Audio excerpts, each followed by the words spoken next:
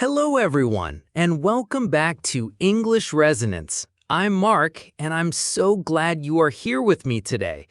If you want to become fluent in English, one of the most important steps is to learn the words that people use every single day. Vocabulary is like the bricks of a house. The more bricks you have, the stronger your house will be. And today, we're going to build that house together by learning 50 of the most common and useful English words. But don't worry, I won't just give you the words. I will also explain their meaning in a simple way and give you clear examples so you can start using them immediately in your own conversations. Let's start with greetings and polite expressions because they are the foundation of daily communication. The first word is hello. Hello is a friendly way to greet someone. For example, you can say, "Hello, how are you?" The second word is goodbye. This is what you say when you are leaving. For example, "Goodbye, see you tomorrow." The third word is please. This is a very polite word you add when you ask for something. For example, "Can you help me, please?" The fourth word is thank you. This is how you show gratitude. For example, "Thank you for your time." And the fifth word is sorry. You use it to apologize. For example, "Sorry, I'm late." Now let's look at simple answers you use every day.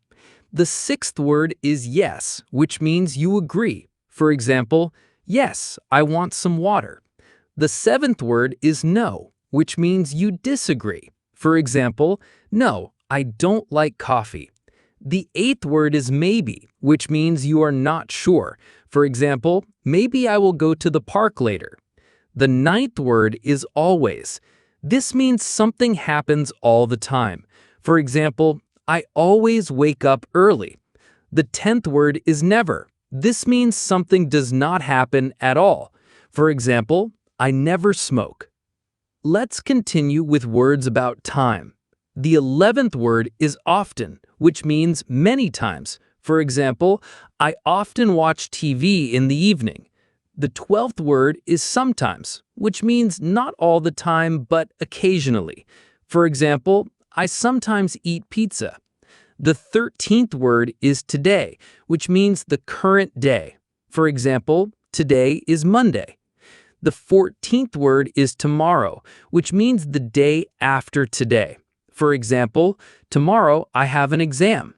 The 15th word is yesterday, which means the day before today. For example, "Yesterday I visited my friend." Next, let's practice words for parts of the day. The 16th word is morning, which is the early part of the day. For example, "I go jogging in the morning." The 17th word is night, which is the dark time of the day. For example, "I sleep at night." The 18th word is now, which means this moment. For example, "I am studying now." The 19th word is later, which means after some time. For example, "I will call you later." The 20th word is before, which means earlier than something else. For example, "Wash your hands before dinner." Let's add a few more. The 21st word is after, which means later than something else. For example, "We will play after school." The 22nd word is first, which means the beginning or number one. For example, "This is my first English class." The 23rd word is last, which means the end or final one. For example, "I was the last student to leave." The 24th word is big, which means large in size. For example, "They have a big house." The 25th word is small, which means little in size. For example, "I have a small dog." Now, let's look at words that describe things. The 26th word is hot, which means high temperature. For example, "The soup is hot." The 27th word is cold, which means low temperature. For example, "It is cold outside." The 28th word is good, which means positive or nice. For example, that is a good idea. The 29th word is bad, which means not good. For example, this is a bad situation. The 30th word is happy, which means feeling good. For example, I am happy to see you. Now we move to feelings. The 31st word is sad, which means feeling unhappy. For example, she is sad because she lost her phone. The 32nd word is tired, which means no energy. For example, I am tired after work.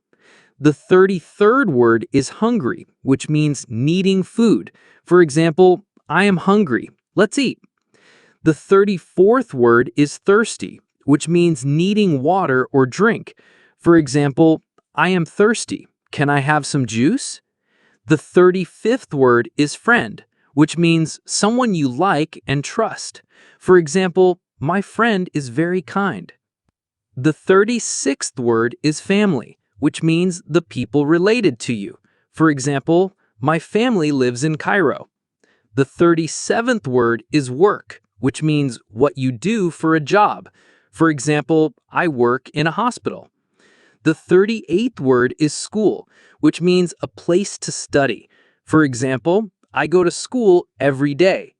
The 39th word is home, which means the place where you live. For example, I feel safe at home.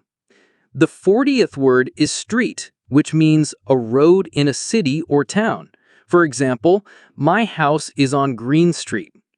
Now, let's look at words about basic needs. The 41st word is water, which is the drink we need every day. For example, can I have some water? The 42nd word is food, which means what we eat. For example, the food here is delicious. The 43rd word is coffee, which is a popular hot drink. For example, I drink coffee in the morning. The 44th word is tea, which is another hot drink. For example, would you like some tea? The 45th word is bread, which is a simple kind of food. For example, I eat bread with butter. The 46th word is rice, which is a common food in many countries. For example, we eat rice with chicken. The 47th word is car, which is a vehicle for driving. For example, my father bought a new car. The 48th word is bus, which is public transport. For example, I take the bus to work. The 49th word is phone, which is something we use to call people. For example, where is my phone? And the 50th word is book, which is something you read. For example, I am reading a good book. Wonderful job! You have just learned 50 of the most useful words in English. These words are short, simple, and powerful because you can use them in hundreds of sentences every single day.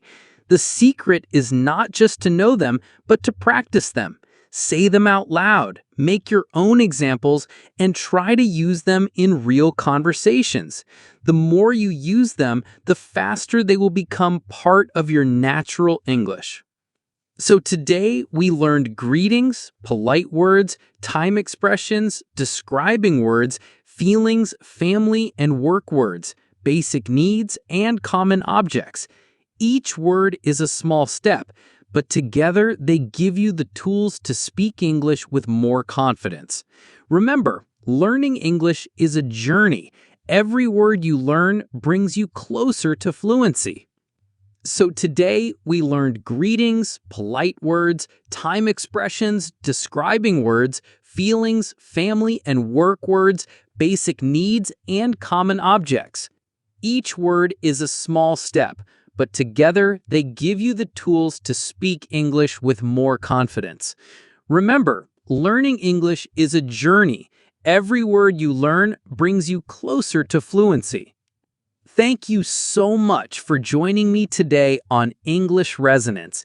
Keep practicing, keep repeating, and keep growing your vocabulary.